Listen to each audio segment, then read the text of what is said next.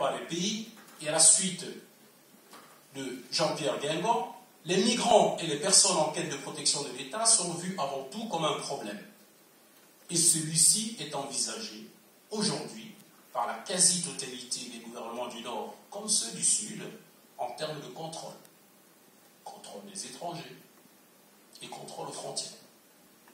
Pourtant, force est de souligner que l'être humain aura de chercher à s'installer provisoirement ou définitivement dans un lieu quelconque qui peut être terrestre, maritime, atmosphérique, voire pourquoi pas de nos jours virtuel, notamment par l'élection d'un domicile.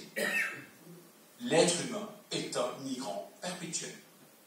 En effet, tout dépend de l'époque, du lieu, des modalités, des motivations qui accompagnent ce processus et les principes qui gouvernent le cadre spatial dans lequel se déroule son déplacement. Pour être parmi vous aujourd'hui, j'ai dû franchir plusieurs frontières administratives pour pouvoir être parmi vous.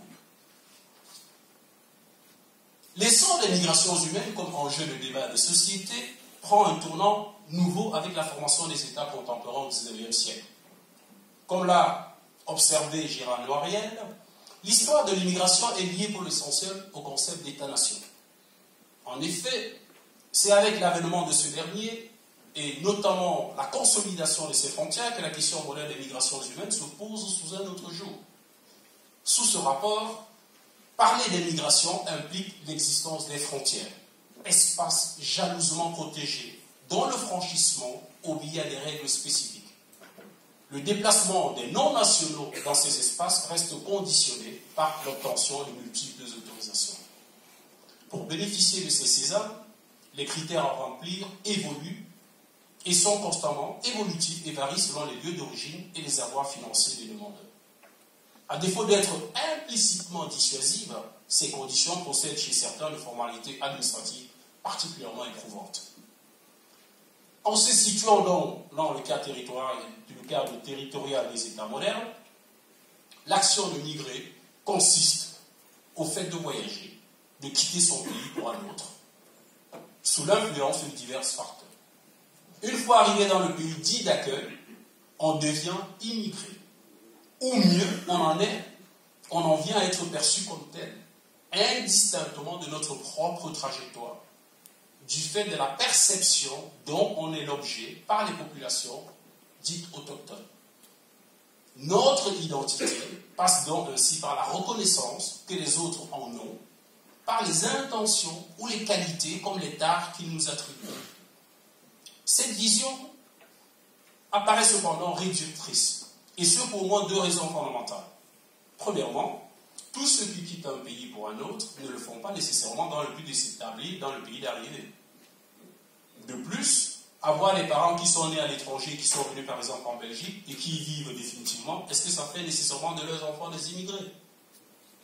Autrement dit, quelqu'un né en Belgique qui n'a d'autre valeur sociétale que celle qui structure le milieu où il vit et se meut chaque jour, doit-il porter l'attribut d'immigré, voire parfois d'étranger, à cause du processus de migration effectué antérieurement par ses géniteurs? Existe-t-il une possibilité de transmission biologique de la qualité d'immigré de génération en génération?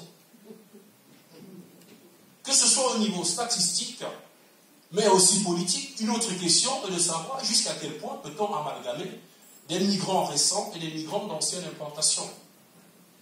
À la suite d'auteurs comme Hervé Domenac, on pourrait également se demander combien de générations d'enfants de migrants doivent encore être considérés comme des effectifs de population immigrée, alors même qu'on ne naît évidemment pas immigré.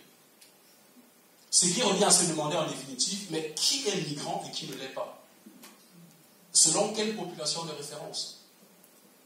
Quels critères d'appartenance? Et dans quels espaces? Et avec quelle politique institutionnelle?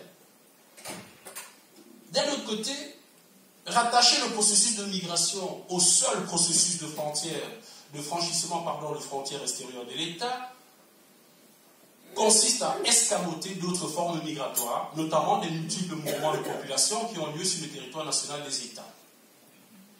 En effet, les migrations peuvent tout aussi bien s'opérer à l'extérieur comme à l'intérieur des frontières étatiques et relever de plusieurs modalités. Si à l'échelle mondiale, l'attention reste fortement centrée sur le mouvement des populations et sur leur signification, on passe sous silence très souvent, et sans doute à dessein, la diversité des déplacements d'un endroit à l'autre que nous effectuons fréquemment. On pourrait citer le transfert de résidence d'un individu d'un lieu à l'autre à travers une frontière administrative, prédéfinie et pour une période plus ou moins durable. De même, à titre de migration interne, on peut relever les déplacements temporaires. Les navettes qu'effectuent de nombreuses personnes pour de multiples raisons, dont les plus courantes sont d'ordre professionnel et touristique. Comme souligné précédemment, la vie de l'être humain est par essence dynamique, à l'instar de ses fréquents et nombreux déplacements. Mais la deuxième raison réside dans le processus de constitution des États modernes, en tout cas du point de vue de leur peuplement. Au niveau théorique, différentes formes de peuplement peuvent être distinguées. Félicité d'Aceto en distingue 5 grandes modalités. La première consiste en l'occupation d'un espace vide ou ayant des populations limitées en nombre. La deuxième passe par la conquête violente d'un territoire sur lequel vit une population. La troisième est la conquête armée d'un peuple par un autre, suivie d'une démarche d'adaptation. En quatrième lieu, l'inclusion d'une population par un autre, voire par exemple l'esclavage. Et cinquièmement, l'inclusion d'une population et d'une culture, de manière adaptée à l'ensemble des populations et des sociétés qui entrent en contact. Au demeurant, qu'elles soient circulaires et contractuelles, pour des besoins par exemple de main-d'œuvre, permanentes, pour des besoins de peuplement notamment, voire pendulaires, il s'agit tout au plus de caractériser certains de nombreux aspects des déplacements des êtres humains. Tout au long de son histoire, le peuplement de la quasi-totalité des États contemporains dans le monde s'est effectué par des vagues successives d'émigration